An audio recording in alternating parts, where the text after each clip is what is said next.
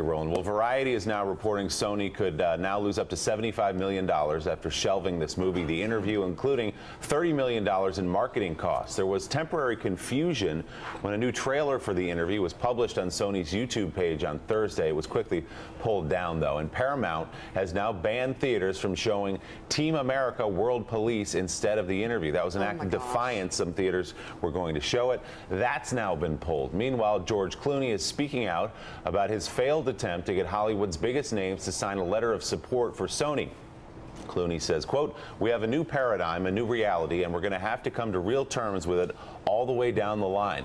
This was a dumb comedy that was about to come out. With the First Amendment, you're never protecting Jefferson. It's usually protecting some guy who's burning a flag or doing something stupid.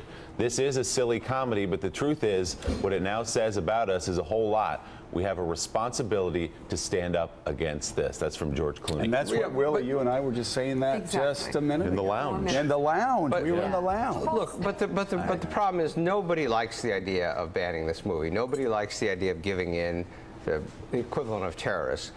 And I was talking to a couple of senior Hollywood people about this. If you're a senior Hollywood executive, if you run a movie theater, if you run even a cable channel, and you want to take the risk that in retaliation for your putting this on, one of your people gets killed, gets kidnapped, there's violence, there's who knows what, they just don't want to take the risk. Well, that's what it is, and it begins. But you can't totally blame them. No, you can't. I mean, listen. Everyone is upset about freedom of expression. Yes, we're all upset about that. But I was talking to someone yesterday, a lawyer, big-time lawyer, who said it begins at the shopping mall level, the shopping mall where the theater is located. Yes. And so basically lawyers come in and say, well, do we have 100% assurance from the FBI that nothing will happen? No, we can never give you that. I wouldn't take the risk. Wow. Okay. Well, I don't know. I mean, I think what George Clooney said's right. I mean, you may not like the idea of this. A lot of conservatives didn't like the idea of the assassination of George W. Bush, winning awards either. But I mean, I really am stunned that everybody's capitulated, that Hollywood has capitulated, that the movie theaters have capitulated. I mean, lawyers. And then Team America, oh my God, a movie that came out years ago, that is a funny movie. There are puppets in the movie. If you have time to watch that movie. You have puppets having sex in the movie. Okay, stop. And no.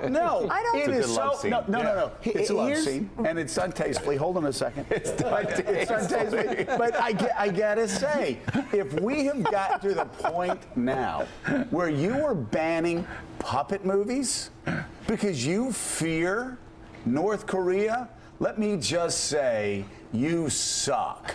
I'm glad you don't guard the Pentagon.